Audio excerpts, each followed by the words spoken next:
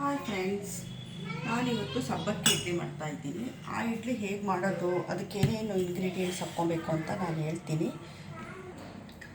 ನಾನು ಈ ಸಬ್ಬಕ್ಕಿ ಇಡ್ಲಿಗೆ 1 ಕಪ್ ಇಡ್ಲಿಗೆ 1/4 ಕಪ್ಪು ಉದ್ದಿನಬೇಳೆ, ಹಾಗೆ ಒಂದು ಬಟ್ಲು ಅವಲಕ್ಕಿ, 1 ಬಟ್ಲು ಅನ್ನ, 1 ಬಟ್ಲು ಸಬ್ಬಕ್ಕಿ ಇಷ್ಟನ್ನು ಹಾಕ್ಕೊಂಡು ನಾನು ಹಿಟ್ಟನ್ನು ರೆಡಿ ಮಾಡಿ ಇಟ್ಕೊಂಡಿದ್ದೀನಿ. ತುಂಬಾ ಟೇಸ್ಟಾಗಿ, ಫ್ಲಫಿಯಾಗಿ, ಸ್ಮೂತಾಗಿ, ಸ್ಪಾಂಜಿಯಾಗಿ ಇಡ್ಲಿ ಬರುತ್ತೆ. ನಾನು ನಿಮಗೆ ಹಿಟ್ಟನ್ನು ರುಬ್ಬೋದನ್ನು ಇನ್ನೊಂದು ವಿಡಿಯೋದಲ್ಲಿ ತೋರಿಸ್ತೀನಿ. ಈಗ ಇಡ್ಲಿ ಹೇಗಾಗತ್ತೆ ಅಂತ ಈ ವಿಡಿಯೋದಲ್ಲಿ ನೋಡೋಣ.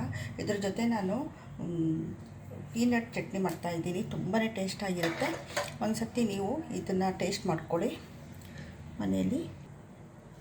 ಯಾವತ್ತೂ ಇಡ್ಲಿ ಹಿಟ್ಟು ರುಬ್ಬಿದ ತಕ್ಷಣ ಹೀಗೆ ನಾವು ಕೈ ಆಡಿಸ್ಬಾರ್ದು. ಹೀಗೆ ಒಂದು ಕಡೆಯಿಂದ ಇಡ್ಲಿ ಹಿಟ್ಟನ್ನು ತೆಗೆದುಬಿಟ್ಟು ನಾವು ಇಡ್ಲಿನ ಹಾಕ್ಕೊಬೇಕು. ಆವಾಗ ನಮಗೆ ಇಡ್ಲಿ ಉಬ್ಬಿರೋದು ಹಾಗೇ ಇರುತ್ತೆ. ಇಲ್ಲ ಅಂತಂದರೆ ಹೇಗೆ ಹಿಟ್ಟು ಉಬ್ಬಿರುತ್ತೋ ನಾವು ಕೈ ಆಡಿಸಿದ ತಕ್ಷಣ ಉಬ್ಬಿರೋದೆಲ್ಲ ಹೋಗ್ಬಿಡುತ್ತೆ. ಅದಕ್ಕೆ ಯಾವತ್ತೂ ಕೈ ಆಡಿಸ್ಬೇಡ್ರಿ ಹಿಟ್ಟನ್ನು. ನಾನು ಇಡ್ಲಿಯನ್ನು ಬೇಯಲಿಕ್ಕೆ ಇಡ್ತಾಯಿದ್ದೀನಿ. ಈಗ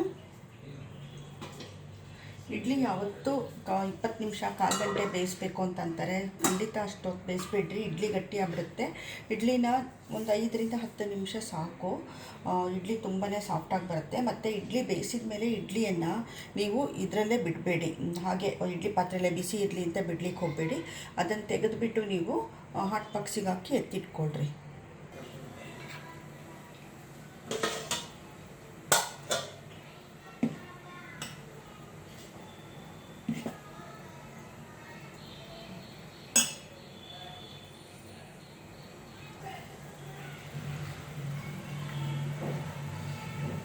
ನೋಡಿ ಎಷ್ಟು ಮೆತ್ತಗೆ ಹತ್ತಿ ಥರ ಇದೆ ಇಡ್ಲಿ. ಹತ್ತಿ ಥರ ಇರೋವಂಥ ಇಡ್ಲಿ ಹಾಗೂ ಚಟ್ನಿ.